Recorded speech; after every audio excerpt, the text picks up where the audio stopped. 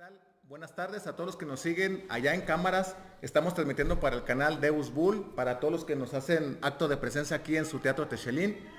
Y hoy traemos un tema muy importante y que viene a dar secuencia al foro pasado. Para dicho foro me acompaña el señor Silvestre Santana, siempre muy metido en estas cuestiones del estudio, de entender un poco más e ir más allá. Y pues cómo no, siempre estudiar y aprender todo para nuestro mayor provecho y también de los que nos rodean. Entonces, como habíamos dicho en un principio, esta es la secuencia al foro pasado del Halloween y nuestras tradiciones. Bien, es una preocupación muy personal que quiero compartir con todos ustedes como padres de familia, jóvenes, especialmente para nuestra patria México, que hemos confundido o mezclado tres costumbres diferentes que tienen tres fines diferentes, como es el Halloween, el Día de los Muertos y el Día de los Fieles Difuntos, que ninguno tiene un solo fin. Cada uno es diferente y diferentes orígenes. Para dar inicio como introducción, todos los pueblos en todos los siglos, durante todos los siglos, se han hecho dos cuestiones.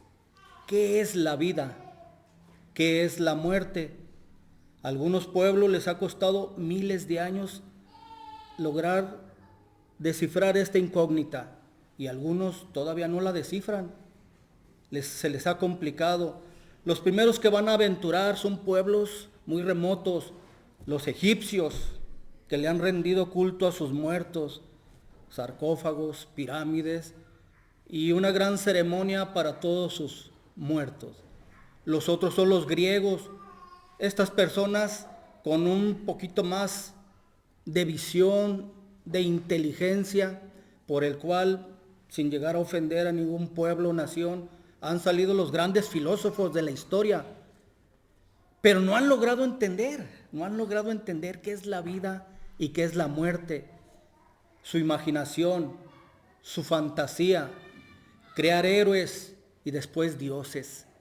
Estos dioses han sido creados porque en su dolor y angustia de perder a su ser querido, lo quieren trascender. Su padre, su gobernante, su héroe, lo van a ensalzar hasta elevarlo y convertirlo en un dios. Pero esta historia no se queda ya con los griegos, pasa a los romanos y aún a los aztecas. Tenemos a Teotihuacán, donde es un lugar donde el hombre se vuelve Dios. Quieren inmortalizar al ser humano porque no hallan y no descifran qué es la muerte. Para el católico es muy sencillo. ¿Qué es la vida? Es el tiempo que Dios nos da para elegir una eternidad. Nos queda claro. Pero esta sabiduría no nos nace del intelecto propio del hombre. Dios directamente se lo va a revelar a unas personas. A Noé, a Abraham, a Isaac, a Jacob, hasta llegar hasta nuestros días con muy clara visión. Le vamos a rendir culto a nuestros seres que han logrado ir al cielo. Para este tiempo, la vez pasada habíamos hablado de que muchas de las tradiciones o de las festividades que en la actualidad se hacen no son nuevas, no son que justo acaban de nacer. Habíamos dicho que los celtas es una de las primeras culturas donde ya se empieza a ver un tipo de ofrendas, un tipo también de conmemorar a los difuntos. Estos celtas habitaban el centro y el oeste de Europa. Cuando los romanos llegan al poder, sabemos todos que absorben todas las culturas y se hacen de los celtas. Pero estos celtas celebraban un día de penumbras, un día de muertos, el mentado Samhain. Los romanos también, ya con toda su mezcla y con su paganismo, celebran ellos un día el 13 de mayo, el día de las Lemurias. Estas fiestas, pues propiamente son paganas. Por paganismo entendemos todos aquellos que le rinden culto a alguien que no es Dios. El pagano entonces le reza al ladrillo, a la cebolla, a la piedra, al animal, al mal tiempo. Y esto es prácticamente la religión base de los romanos. Habíamos dicho entonces que el 13 de mayo es la fiesta de las Lemurias.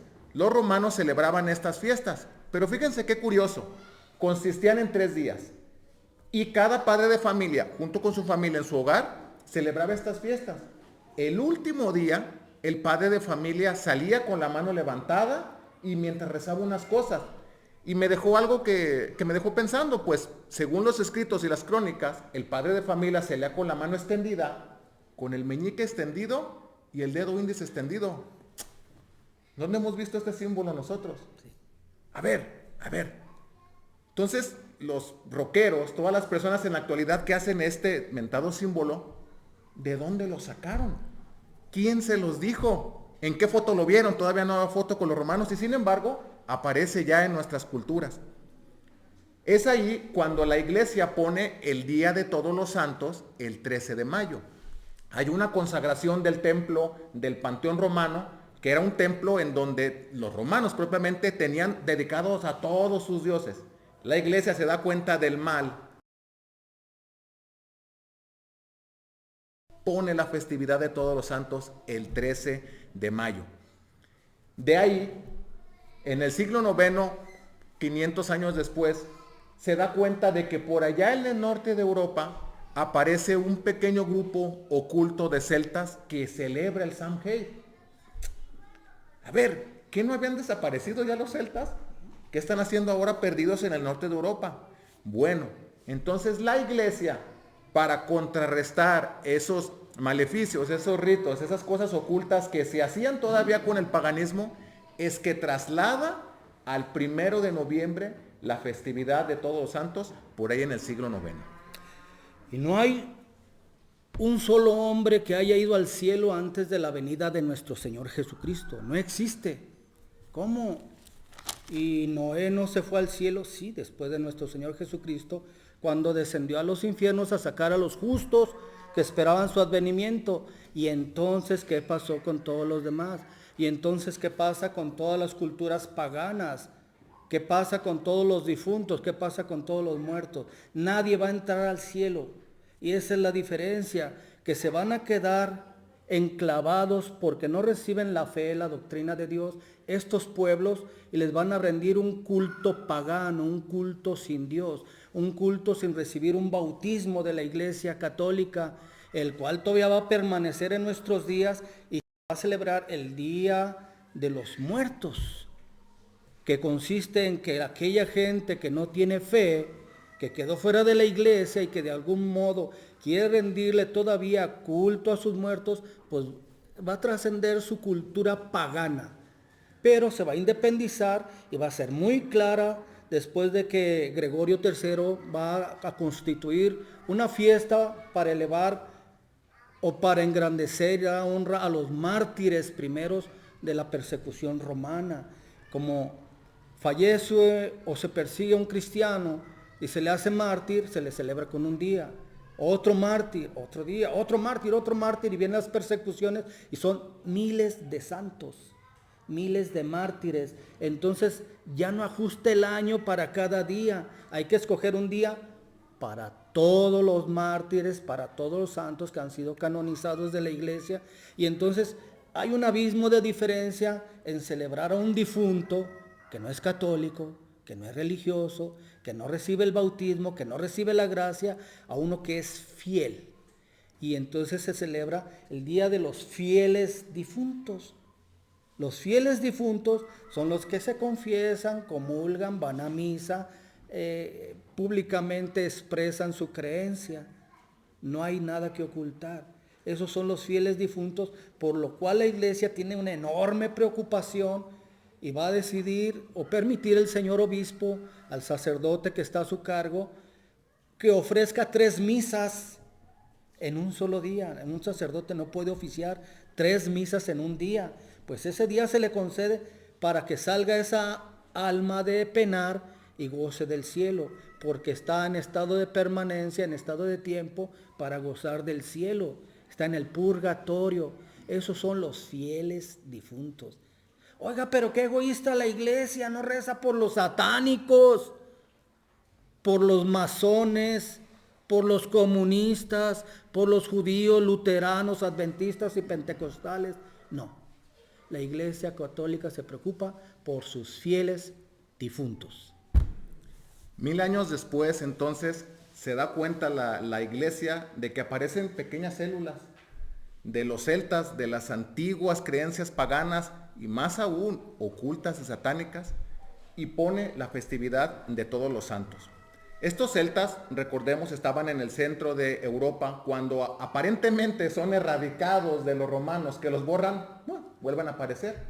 Pero estos se posan en el norte de Europa. De hecho, son la mayoría de las culturas anglos. Todos los ingleses, en especial los de la Gran Bretaña y los irlandeses, son los que tienen esta natural tradición de los celtas. Los celtas entonces abrazan, en este caso, el protestantismo. Recordemos que cuando llega Martín Lutero, siglo XVI, año 1550, por ahí, una de las principales culturas que abrazan el protestantismo son los ingleses. ¿Y ustedes recuerdan cuáles eran unas de las premisas que tenía Lutero? ¿Se acuerdan que él decía, no, ¿cómo que un grupo selecto de sacerdotes? No, todo mundo puede ser sacerdote. ¿Qué hacen los ritos satánicos? Todo mundo, con estudiar la Sagrada Escritura, puede serse exégeta y cada quien puede sacar esas cosas ocultas y nutrirse a sí mismo. No necesitamos iglesia. Bien, aparecen los grupos de los celtas y todavía les reavivan ese fuego, en donde ellos dicen, bueno, de veras, mis antepasados eran sacerdotes, oficiaban sus ritos y aparte cada quien podía interpretar la ley a como bien podía. Lo que hizo la Reforma Protestante con esto fue que abrió no solamente la cuestión de los celtas ni de las lemurias de los romanos, sino también otras cosas ocultas. Aparece la cábala. La cábala, como definición, es cuando nosotros buscamos en símbolos o en algunos indicios algunas respuestas. Pero existe, y la más famosa es la cábala judía, donde los judíos buscan a través del Antiguo Testamento cosas ocultas, cosas que no están reveladas para cualquier persona y que por lo tanto nos dan algún conocimiento oculto de Dios. Aguas con esto. Tuvo tal auge que la gente se dio por traducir. Hubo diccionarios, hubo gramáticas de la cábala judía. Y resulta de que la cábala apareció en el siglo XIII. ¿Sí me están siguiendo en las fechas? O sea, 300 años antes del protestantismo ya la consideraban como religión en Europa. Todos estos, toda esta trascendencia entonces, cuando los irlandeses sufren algún tipo de problema, propiamente en Irlanda, y llegan a Estados Unidos, ya traían todas estas culturas y empiezan ellos a promover su Samhain, su Lemuria y la cábala en Estados Unidos. La migración de los judíos del este europeo, de los rusos, hizo crear un imperio que como Hollywood. Hollywood fue fundado por los judíos rusos que buscaban mejores oportunidades de vida en América. Después de la Segunda Guerra Mundial aparecen la otra parte de los judíos del oeste, los que venían huyendo de Alemania y de Polonia, y ellos ya llegan a la casa de Hollywood y ahora sí nos empiezan a bombardear con toda esta información. De hecho, la festividad actual del Halloween propiamente la volvió a introducir en la historia Hollywood. Hollywood es la meca del cine. Meca, para quien no está identificado con el término, es el santuario judío, santuario contra de Dios, contra de la Iglesia Católica, donde se le rinde el culto, todavía en una forma esotérica y en contra de nuestro Señor Jesucristo. Por el lado de Israel, por aquellos lados hay varias mecas. Pues Hollywood es la meca y está en Estados Unidos. ¿Y qué creen que produce? Películas inmorales, satánicas, controversiales y todo en contra de la Iglesia Católica. Es una inversión millonaria, pero más lo que les da a ganar con tanta música que se produce, que nuestros jóvenes, incluyendo hijos, compañeros de aquí del grupo, son los que escuchan y los hacen enriquecer. no fuera tan malo que se llenaran de dinero, que es una empresa. ¿Qué es lo malo? Que nuestro vestuario es inmoral, nuestra forma de pensar es inmoral, va en contra de los principios religiosos, nos está destruyendo, destruye la religión, y eso, lo que nosotros estamos asimilando y abandonando nuestra creencia, a ellos los enriquece, y no solamente eso, es a favor de un satanismo mundial, una religión nueva mundial. Me voy a regresar a los celtas. Los celtas, cuando vemos un video de YouTube, Facebook, creemos que desde un principio eran monjes cristianos, porque los figuran como si trajeran un Cristo y fueran cristianos, como si cualquier sacerdote o persona pudiera mezclar el mal con el bien.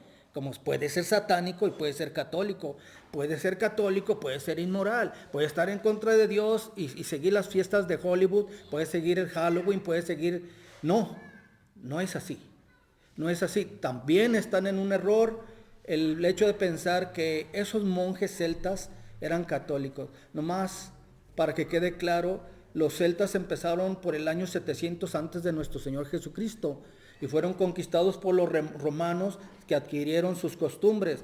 Y ya con nuestro Señor Jesucristo, en tiempo de los romanos, los primeros emperadores, el cristianismo adoctrinó a los celtas, que son los irlandeses, escoceses y británicos, pero cristianizó. El que es católico es católico. Los otros nunca fueron católicos. O sea, no es un monje con una cruz practicando satanismo, esotería o magia negra. Magia negra que nosotros hemos venido practicando porque quieren conseguir un novio, porque quieren un mejor trabajo, que hazme un amarre. ¿Qué tiene un amarrecito? Oye, ¿qué suerte voy a tener en el trabajo? ¿Me aumentarán el dinero? Todas esas costumbres son malas, al igual que el Halloween. No nos tenemos que dejar llevar. El imperio de Hollywood nos está dominando y nosotros estamos siguiendo lo que nos están imponiendo. ¿En verdad existe el mal? Con esto que acaba de decir el señor Silvestre, entonces sí existe un satanismo, sí existe algo maléfico en todas esas cosas que ya para nosotros es tan común, en los libros, en las revistas, en las películas, en las conversaciones, en el vestir, en las modas. ¿En verdad existe algo maléfico? Y yo les quería hacer una pregunta. ¿Acaso la descristianización de las personas no es maléfica? O sea, el que yo busque que mi prójimo, que cualquiera de ustedes pise el infierno, ¿no es satánico? ¿Es verdad entonces que sí existe algo en la actualidad que está haciendo que nosotros nos perdamos? Dicen que en el comunismo, los creadores del comunismo decían, no, es que no vamos a buscar el proletariado y que haya igualdad económica. No, dice, nosotros no queremos nada que ver con el dinero. Piensa, entiende, tenemos que quitarle la moral a la gente. El primer obstáculo material, o más bien el último obstáculo material que hubo, fue el zar de Rusia y lo derribaron con la revolución comunista. El siguiente obstáculo espiritual, el más importante, estaba en Roma. Y hay que tumbarlo. Todas las doctrinas, las herejías, los cismas, sistemas filosóficos, el comunismo, el positivismo, el ateísmo, todo esto viene para desmoralizarnos. Y nosotros vamos como ovejitas al matadero. Y aunque lo estamos viendo y somos conscientes de lo que nos pasa, no reaccionamos. Y ahí está verdaderamente el punto satánico. ¿De qué forma nos lo han camuflajeado, aparentemente? Porque ya ahora no necesitamos ningún mensaje subliminal. Y ahora es tan directo el mensaje y ahí vamos nosotros a cumplirlo. Y primero, lo que buscan ellos es quitar el temor de Dios. Ese temor de Dios, recuerden que es un don del Espíritu Santo que nos hace querer a Dios para no ofenderlo. No tanto por el temor. Y ahora no nos dan ese temor, sino más bien nos dan ese desprecio hacia Dios. ¿No es maligno esto? ¿No es satánico? La desmoralización de la gente. Híjole, dicen que a nosotros nos dieron un tesoro incalculable en el bautismo. Y decía el escritor de la madre educadora, ay madres, si se dieran cuenta de qué tesoro les dio Dios para que cuidaran de sus hijos. Es como si nosotros caváramos, dice, en el agua, haciendo un hoyo. Si nunca nos vamos a dar cuenta de que haciendo perder la inocencia y la pureza de nuestros hijos, de nada sirven todos los desvelos educativos, tutoriales, escuelas, colegios. Si no nos damos cuenta de que nuestro hijo está perdiendo su pureza, no tiene ningún fin para el cual seguir educando a nuestros niños. El sentimiento religioso también nos lo han quitado. Y ya ahora es un desprecio, es una aberración hacia las cosas divinas. Nosotros buscamos cada vez estar bien en nuestra persona y nos estamos alejando de nuestro principal objetivo. Recuerden que es salvar nuestra alma. Es grave la situación que vivimos porque cada año se pierden miles de niños. No nos damos cuenta, pero cada Cuaresma, Navidad, día de Halloween o cualquier otra celebración que involucre una multitud, por una gran propaganda de Hollywood, se están perdiendo niños y niñas. La mayoría de las veces los quieren para la venta de órganos, pero no solo eso, ya también los quieren para los ritos. Hay verdaderamente organizaciones secretas satánicas, el clan Mason, Aleister Crowley, el Papa Negro, e cantidad de artistas de Hollywood que ustedes o nosotros no nos damos cuenta. El Señor de los Anillos. El Señor de los Anillos es una mezcla de catolicismo y satanismo, donde están viendo la imagen celta, el monje celta, el esoterismo y la magia negra revuelta para un poder que quiere un dominio universal. Lo estamos viviendo, pero lo vemos, pero no reaccionamos.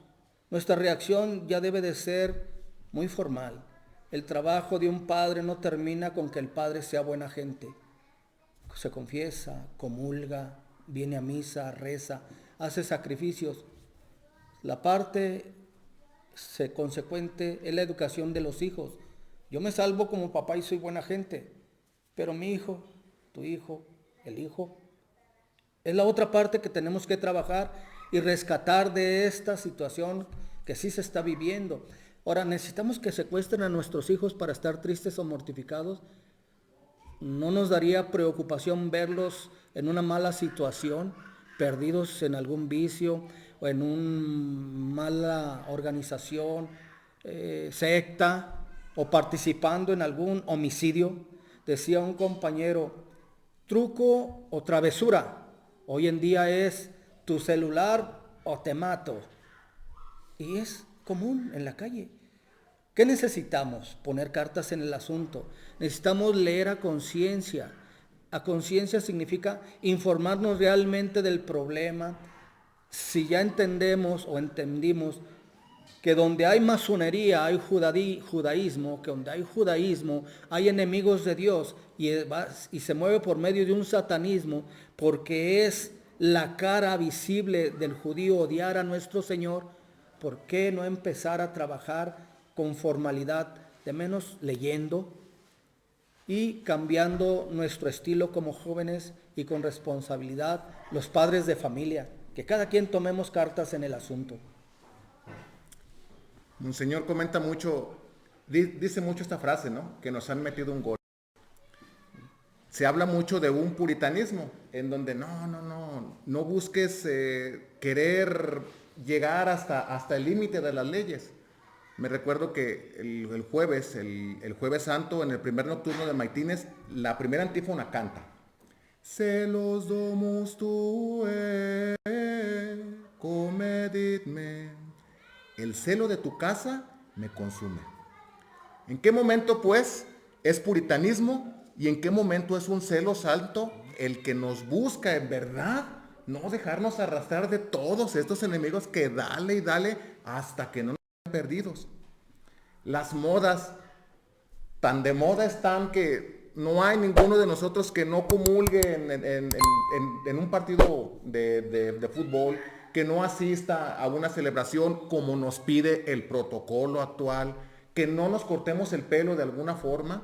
Es importante que no nos dejemos arrastrar y que en verdad estudiemos, pero no solamente de leer, sino que aprendamos. vemos cualquier folleto. En el caso de los padres de familia, de las madres que se dedican a la educación de sus hijos, no busquen un método pedagógico moderno, busquen un método pedagógico católico, donde en verdad nos diga qué es lo que no hay que hacer con nuestros niños para no corromperlos, para no perder su pureza. Nuestro Señor ya los dijo, hay de aquel que escandalice a un niño. Esa es la condena que está pasando sobre nosotros.